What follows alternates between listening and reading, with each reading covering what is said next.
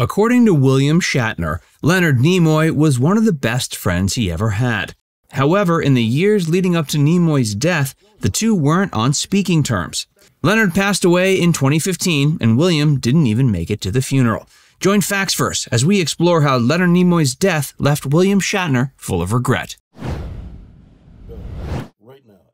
At 91 years old, Star Trek actor William Shatner has experienced a great deal over his life. He recently made a successful trip into space thanks to Jeff Bezos' Blue Origin.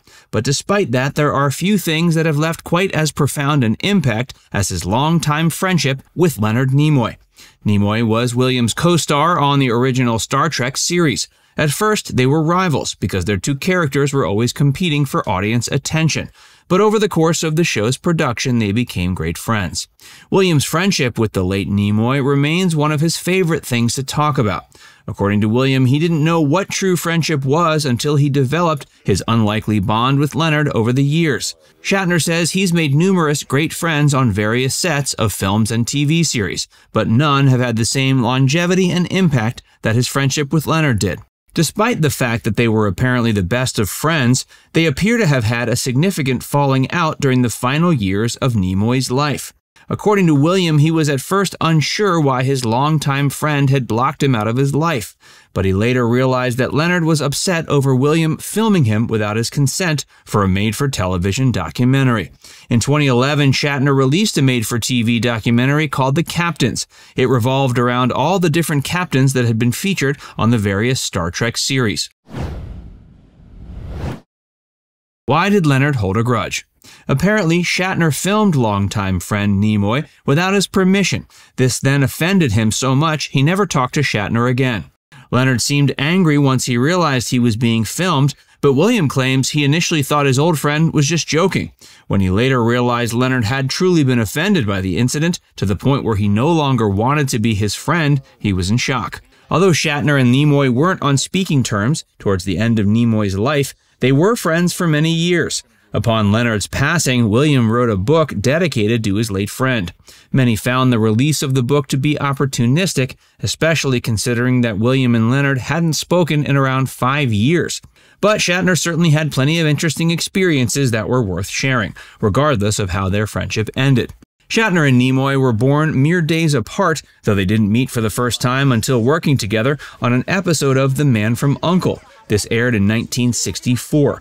The next year, Nimoy was cast in a pilot for a show created by Gene Roddenberry, Star Trek. Those who know their television history will know that the pilot episode of Star Trek didn't feature Shatner. In fact, the pilot didn't feature any of the series' main cast members outside of Nimoy. The pilot had been a failure, and the show was retooled to appeal more to audiences, and the majority of the cast of the pilot was replaced.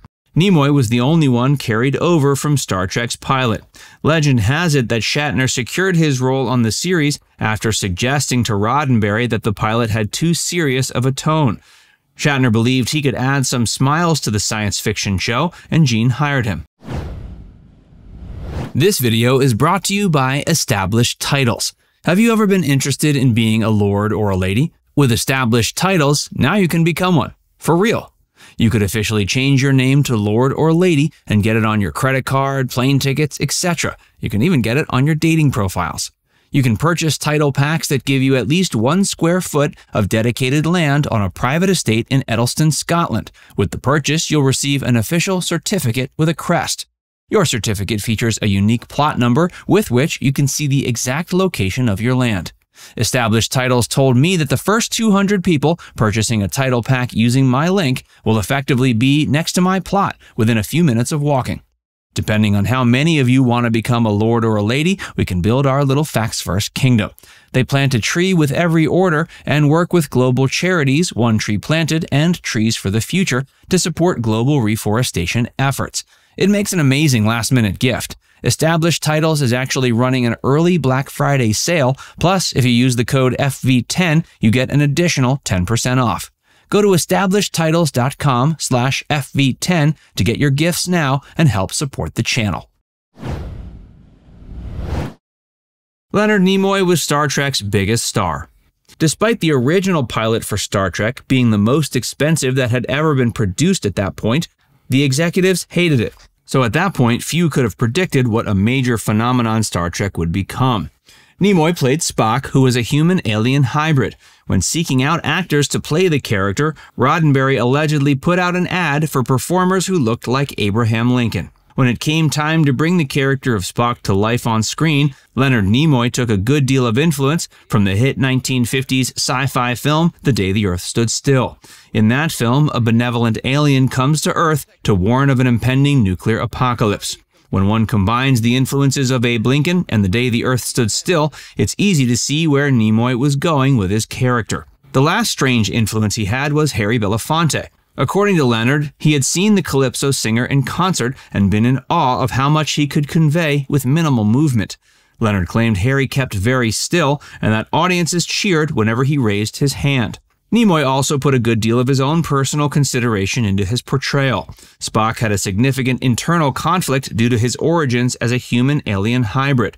The alien side of Spock always wanted to be logical and calculating, which came in contrast to the odd character's more emotional human side. The emotional side was kept in check more often than not by Spock's alien brain. Audiences grew to love Spock. Though it was Shatner who played the captain, it was Spock who proved the audience's favorite. William allegedly grew jealous when Leonard started to get more fan mail than him. The two became rivals, but this rivalry didn't last. How William got back at Leonard. According to William Shatner, there was a time when he and Nimoy were eating lunch and John Wayne approached them. Wayne recognized Leonard Nimoy, but didn't know who William was. Things like this added to William's professional jealousy. Before the two became friends, William would play pranks on Leonard to get back at the more popular performer. Many of these pranks apparently saw William hide the bicycle, which led to Leonard driving his car on the lot and locking his bicycle inside it. Though Shatner and Nimoy were initially at odds, they went on to develop a very close bond. They found they had more common interests than they realized. It seems the moment when Leonard first won William's respect was when the former figure walked off the set after getting into a dispute with Gene Roddenberry. Leonard had asked Gene for permission to leave the set early to go to a promotional event. Gene gave Leonard the okay on the condition that he give him 20% of whatever fee he would get for attending. Leonard said no, but left anyways. Shatner thought Leonard standing his ground was pretty cool, and the two became buds after that.